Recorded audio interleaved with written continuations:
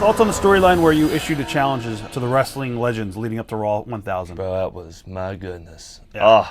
That was, to me, You got to work with some big names there. bro, Vader, Sid, Piper, Sidney Lauper, Wendy Richter, Animal, Doink, DDP, Bob Backlund. Rikishi, too. Rikishi, Yeah. yes.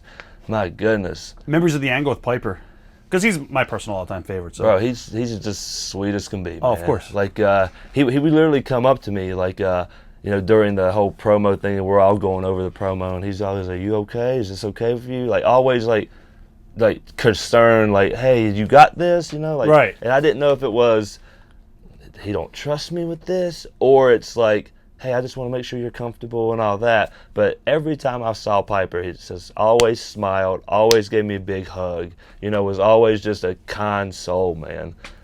That sucks he passed. Oh, yeah, it's horrible. Yeah. It was horrible. Were you worried about that angle? Did you think it was going to bury you, or did you think it was going to elevate your career? Bro, the whole thing that started with this thing is that I showed up at Raw, I went to talent relations, I look on the card, it says Heath Slater versus Vader. And I said, now what is this? Who's dressing up as Vader, Right. Who's, egg in my face again. And then I look at Corona, I'm like, so who's dressing up as him? And he was like, oh no, he's here.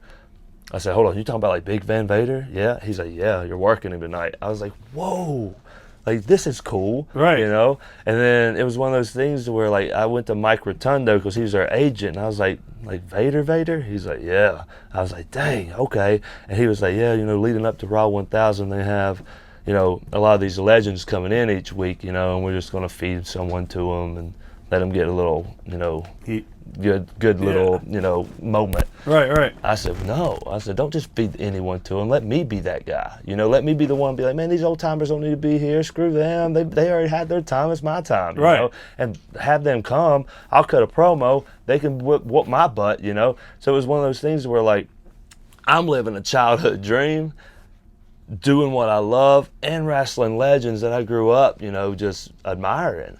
So it's like one of those things, like me being a kid watching Vader and Sid come to the ring, and me being like, oh gosh, I'm in the ring about to go at it with these dudes, right. To where it was just like just one of those moments to pretty where, surreal. Like, yeah, so surreal, man. It's just one of those things where like I can't believe this is really happening.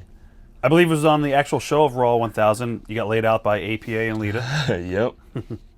Yep, and I still think it's an amazing picture with every legend that was in that building that night is in the ring, and me laying down in the middle of them, and they're all just looking down at me.